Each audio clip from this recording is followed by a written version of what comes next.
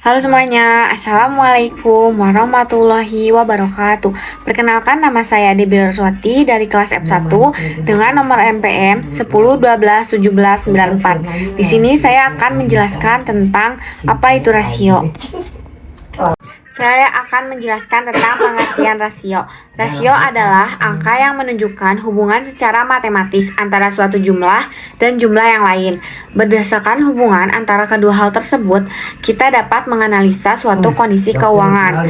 Adapun pengertian rasio keuangan. Rasio keuangan adalah salah satu metode analisa keuangan yang digunakan sebagai indikator penilaian perkembangan perusahaan. Dengan mengambil data dari sebuah laporan selama periode akuntansi sehingga dapat diketahui kinerja maksimum keuangan perusahaan. Yang pertama, saya akan menjelaskan apa itu rasio likuiditas. Rasio likuiditas adalah sebuah rasio yang mampu menunjukkan kemampuan perusahaan untuk memenuhi kewajiban dan membayar hutang jangka pendeknya. Rasio ini juga dapat mengukur seberapa likuidnya suatu perusahaan. Yang pertama ada rasio lancar. Jenis rasio likuiditas yang pertama adalah rasio lancar atau current ratio. Cara menghitung rasio likuiditas jenis ini bisa dibilang lebih mudah dan lebih sederhana dibanding jenis-jenis yang lainnya. Adapun rumus tersebut yang pertama itu seperti aktiva lancar dibagi hutang lancar dikali 100%. Adapun contoh cara menghitung rasio likuiditas lancar. Misalkan PTA memiliki aktivitas lancar sebesar 10 juta rupiah dan kewajiban atau hutang lancar sebesar 5 juta rupiah, maka rasio lancar atau current ratio perusahaan adalah sebesar 10 juta dibagi 5 juta dikali 100%, hasilnya 2. Yang kedua ada rasio cepat. Jenis rasio ini merupakan penjelasan lebih lanjut dari rasio lancar. Cara menghitung rasio likuiditas jenis ini hanya menggunakan aktiva lancar dan membandingkannya dengan kewajiban lancar.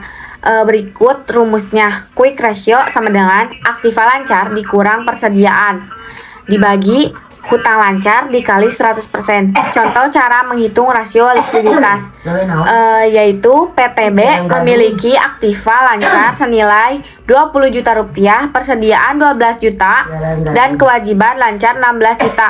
Maka cara menghitungnya dengan rumus rasio likuiditas di atas adalah 20 juta dikurang 12 juta dibagi 16 juta dikali 100%, hasilnya 0,5. Yang ketiga ada rasio kas, yaitu bisa disebut dengan kas rasio.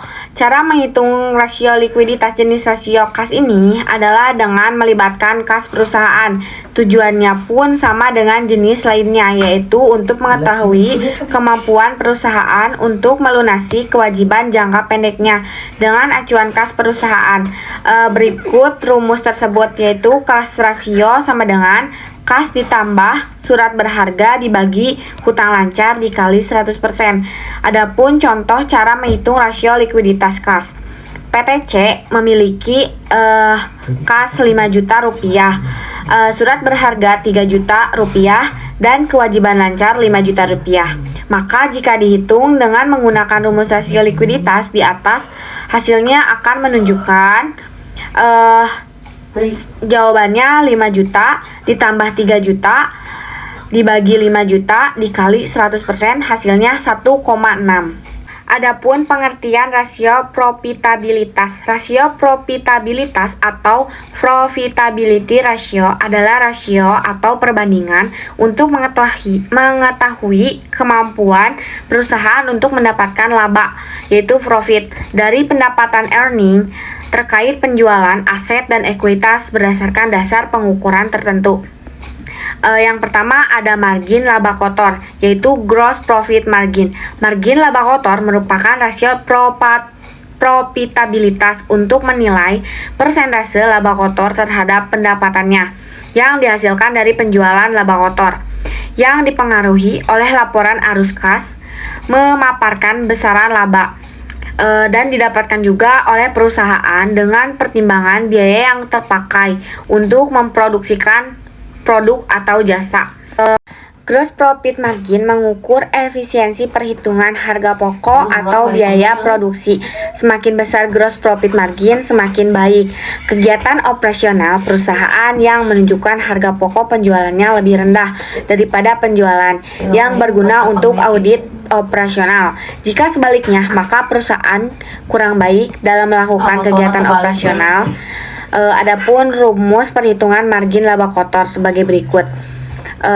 Laba kotor dibagi pendapatan dikali 100%. Adapun contohnya, laba kotor perusahaan PT Mega Sejahtera 48 juta, total pendapatan perusahaan 55 juta. Maka gross profit margin perusahaan PT Mega Sejahtera adalah sebagai berikut. Laba kotor dibagi pendapatan dikali 100% sama dengan 48 juta dibagi 55 juta dikali 100%, hasilnya 87%. Yang kedua ada margin laba bersih, bisa disebut dengan net profit margin. Net profit margin atau margin laba bersih merupakan rasio profitabilitas untuk menilai persentase laba bersih yang dapat dikurangi pajak terhadap pendapatan yang diperoleh dari penjualan. Margin laba bersih ini disebut juga profit margin ratio. Salah satu manfaat rasio profitabilitas ini untuk mengukur laba bersih setelah pajak terhadap penjualan semakin tinggi, semakin baik operasi suatu perusahaan. Net profit margin dihitung dengan rumus sebagai berikut. Sama dengan laba bersih setelah pajak dibagi penjualan. Contoh rumus rasio profitabilitas net profit margin. Yang pertama itu pendapatan penjualan bersih 27M sekian, laba bersih setelah pajak sekian, margin laba bersih hasilnya berapa? Jawabannya 2M dibagi 27M, hasilnya 7,63%. Yang ketiga ada rasio pengembalian aset, yaitu return on asset ratio. Tingkat pengembalian aset merupakan rasio profitabilitas untuk menilai persentase keuntungan laba yang diperoleh perusahaan terkait sumber daya atau total aset, sehingga efisiensi suatu perusahaan dalam pengelolaan asetnya bisa terlihat dari persentase rasio ini. Adapun rumus rasio pengembalian aset adalah sebagai berikut. Sama dengan laba bersih dibagi total aset. Contoh perhitungan rumus rasio profitabilitas ROA. Dengan memakai data laporan keuangan sebuah perusahaan, diketahui laba bersih perusahaan sebesar 180 juta dan total aset 20 juta, maka hitunglah ROA perusahaan. ROA sama dengan laba bersih dibagi total aset. ROA sama dengan 180 juta dibagi 20 juta sama dengan 9%. Yang keempat ada rasio pengembalian ekuitas, return of equity ratio. Return of equity ratio (ROE) merupakan rasio profitabilitas untuk menilai kemampuan perusahaan dalam menghasilkan laba dari investasi pemegang saham perusahaan tersebut, yang dinyatakan dalam presentase. ROE dihitung dari penghasilan income perusahaan terhadap modal yang diinvestasikan oleh para pemilik perusahaan. Berdasarkan laporan keuangan yang diterbitkan per tanggal 31 Desember 2017, PT Mega Sejahtera yang bergerak di sektor konstruksi memiliki laba bersih setelah pajak sebesar 500 juta rupiah. Total ekuitas para pemegang saham adalah sebanyak 800 juta rupiah. Berdasarkan rasio pengembalian ekuitas atau return of equity adalah laba bersih setelah pajak dibagi ekuitas pemegang saham sama dengan 500 juta rupiah dibagi 800 juta rupiah, hasilnya 62,5%. Yang kelima ada rasio pengembalian penjualan. Cara menghitungnya yaitu merupakan rasio profitabilitas yang menghasilkan tingkat keuntungan perusahaan setelah pembayaran biaya-biaya variabel sebelum produksi untuk upah pekerja, bahan baku, dan lain-lain dikurangi pajak dan bunga. Adapun rumus tertentu dari cara menghitung return of sales. Laba sebelum pajak dan bunga dibagi penjualan dikali 100%. Adapun contoh rumus rasio profitabilitas return of sales ratio. PT Mega Sejahtera menghasilkan laba sebelum pajak dan bunga sebesar 100 juta rupiah, sedangkan penjualan adalah sebesar 1,5 miliar. Berapakah return of sales atau tingkat pengembalian penjualan PT Sejahtera? 100 juta dibagi 1,5 miliar dikali 100% hasilnya 6,7%. Keenam, ada pengembalian modal yang digunakan. Merupakan rasio profitabilitas yang mengukur keuntungan perusahaan dari modal yang dipakai dalam bentuk persentase. Mencerminkan efisien profitabilitas atau investasi perusahaan. Laba sebelum mengurangi pajak atau dikenal dengan istilah EBIT, Earning Before Interest and Tax.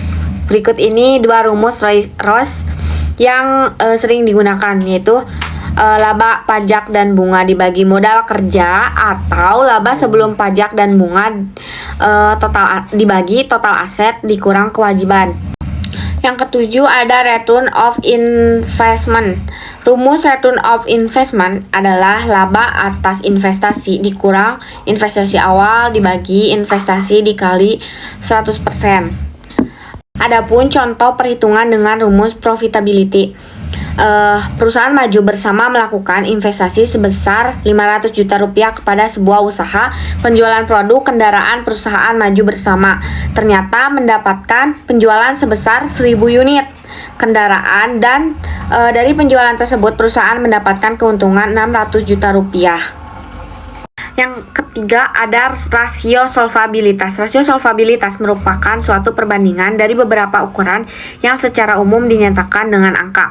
Satu angka diantaranya dipakai untuk mengukur keuangan perusahaan asuransi, baik itu dalam keadaan sehat maupun tidak. Rasio ini tidak mungkin perusahaan bisa gagal membayar kewajiban hutangnya. Yang pertama, ada rasio debit aset. Rumus dari rasio ini sebenarnya sederhana, yakni total utang atau debit dibagi dengan nilai dari rasio D dibagi A. Contoh sebagai berikut. Sebuah perusahaan mempunyai total utang yang belum dibayar sejumlah 215 miliar dan memiliki aset sebesar 200 miliar. Berdasarkan informasi tersebut, maka perhitungan rasio adalah sebagai berikut. Utang dibagi aset sama dengan 215 miliar dibagi 200 miliar sama dengan 1075. Yang kedua, ada rasio debit to equity. Rumus rasio ini D dibagi E sebenarnya tidak jauh berbeda dengan rasio D dibagi A, yang berbeda dengan akumulasi dari ekuitasnya saja. Adapun contohnya, sebuah perusahaan mempunyai ekuitas 100 miliar dan jumlah aset sebesar 250 miliar. Artinya sebanyak 150 miliar dari aset perusahaan tersebut merupakan utang, sedangkan perusahaan memiliki kewajiban yang berjumlah 25 miliar. Yaitu total utang dibagi ekuitas sama dengan 150 miliar ditambah 25 miliar dibagi 100 miliar. Hasilnya jadi 175 miliar dibagi 100 miliar sama dengan 1,75. Yang ketiga, ada rasio debt to capital. Terakhir, untuk leverage atau rasio, rumus perhitungan sedikit berbeda dibanding kedua jenis rasio sebelumnya. Perhitungan rasio ini dilakukan dengan membagi jumlah untuk utang dengan jumlah kekayaan perusahaan. Adapun contohnya, sebagai sebuah perusahaan memiliki tanggungan utang sebesar 100 miliar dan total ekuitas 150 miliar. Berdasarkan informasi tersebut, perhitungan rasio akan menjadi sebagai berikut. Pinjaman kilat mobile, utang dibagi utang tambah ekuitas, yaitu 100 miliar dibagi 100 miliar ditambah 150 miliar. 100 miliar sama dibagi 250 miliar sama dengan 0,5. Adapun pengertian rasio aktivitas, arti dari rasio utilitas adalah menurut Sherman 2015 adalah pemanfaatan aset perusahaan untuk mengeluarkan modal untuk membeli aset suatu perusahaan. Jika aset tidak dikelola dengan baik, akibatnya akan menimbulkan biaya. Ada satu lagi pengertian rasio manajemen menurut Brigham dan Houston 2013, yaitu ukuran untuk melihat aset yang dikelola oleh perusahaan. Tujuannya untuk meraih manfaat ekonomis. Yang pertama, saya akan menjelaskan tentang rasio perputaran persediaan. Untuk bisnis yang memiliki persediaan atau inventaris, rumus rasio aktivitas ini ditunjukkan beberapa kali persediaan telah terjual habis seluruhnya dalam satu periode akuntansi. Adapun rumus tersebut Harga pokok penjualan dibagi biaya persediaan rata-rata. Contoh, harga pokok penjualan PT ABCD adalah 100 juta dan persediaan rata-rata biayanya 50 juta. Rasio perputaran persediaan itu sebagai berikut. 1 juta dibagi 50 juta hasilnya 5,33. Yang kedua, saya akan menjelaskan tentang rasio perputaran aset total. Rasio perputaran aset total menghitung penjualan bersih, menggambarkan kemampuan bisnis untuk menghasilkan pendapatan. Rasio ini membantu investor memahami efisiensi bisnis. Lalu adapun rumusnya yaitu penjualan dibagi rata-rata total aset. Contoh, PT EFGH menghasilkan pendapatan sebesar 8 miliar di akhir tahun fiskal. Total aset pada awal tahun adalah 1 miliar, pada akhir tahun 2 miliar. Jadi sama dengan 1 miliar ditambah 2 miliar dibagi 2 sama dengan 1,5 miliar. Rasio perputaran aset dihitung seperti di bawah ini. 8 miliar dibagi 1,5 miliar hasilnya 5,33. Yang ketiga ada rasio perputaran aset tetap. Rasio ini tetap mengukur efisiensi bisnis dalam aset tetap digunakan oleh bisnisnya. Rasio ini memiliki rumus sebagai berikut: penjualan dibagi rata-rata aktiva. Adapun contohnya sebagai penjualan bersih PT IJKL untuk tahun fiskal adalah Rp 735 juta pada awal tahun. Aset tetap bersih adalah 225 juta dan setelah penyusutan penambahan aset baru ke dalam bisnis, biaya aset tetap menjadi 240 juta. Bisa dihitung 225 juta ditambah 240 juta dibagi 2 hasilnya 232 juta 500. Yang keempat ada rasio perputaran piutang usaha. Rasio perputaran piutang usaha menggambarkan beberapa bisnis dalam memberikan kartu kredit kepada pelanggannya dan menagih hutang. Contohnya itu PT MNOP adalah memasang suku cadang alat berat dan semua pelanggannya adalah produsen kredit bersih untuk PT MNOP. Bisa dihitung sebagai berikut: 10 juta dibagi 2,5 juta hasilnya 4. Baik, terima kasih. Mohon maaf bila banyak kesalahan. Wabillahi taufiq wal hidayah. Wassalamualaikum warahmatullahi wabarakatuh. Bye, see you.